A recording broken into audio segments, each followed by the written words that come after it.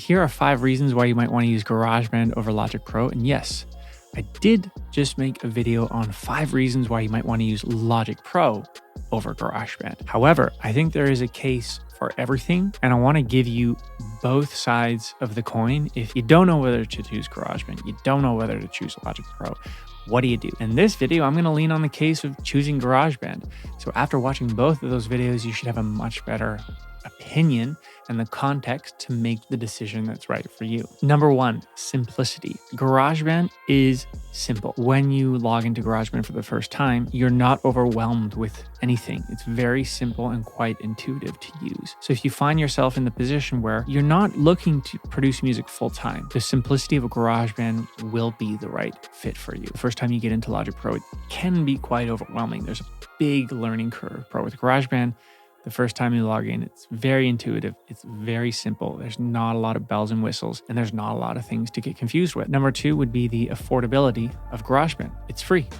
There's no cost. Logic Pro there is a cost to it, although only a one-time cost. The only prerequisite with GarageBand is you need to have an Apple computer. Number 3 is a less bulky software. Although it does come with free sounds, free loops, and this type of thing, it's just less. So therefore, less storage space that you need on your MacBook. With Logic Pro, you have a huge sound library that you can install, but it requires almost up to 50 gigabytes worth of space on your computer. So you have limited space on your Apple computer, then GarageBand is great for you. If you have Logic Pro, you're going to need an external drive or more space on your internal hard drive. Number 4 is sounds. GarageBand comes with free Apple loops and free virtual software instruments.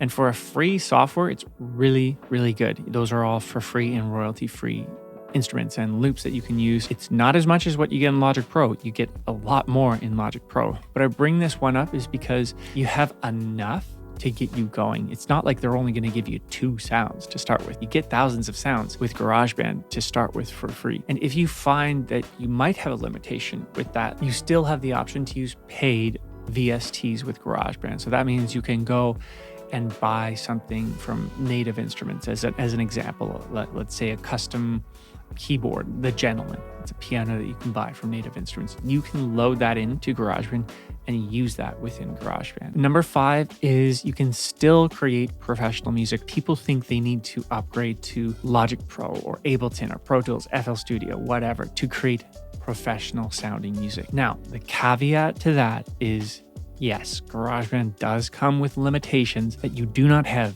in the other softwares, but it doesn't mean that you cannot create professional music in GarageBand. Please let me know and tag me in a comment. I'll answer all comments. Please subscribe, guys, right here. It means a lot if you subscribe to the channel. It really supports it and I get fired up. And also there's a video right here where you can watch and continue checking out my channel. As always, I'll see you in the next one.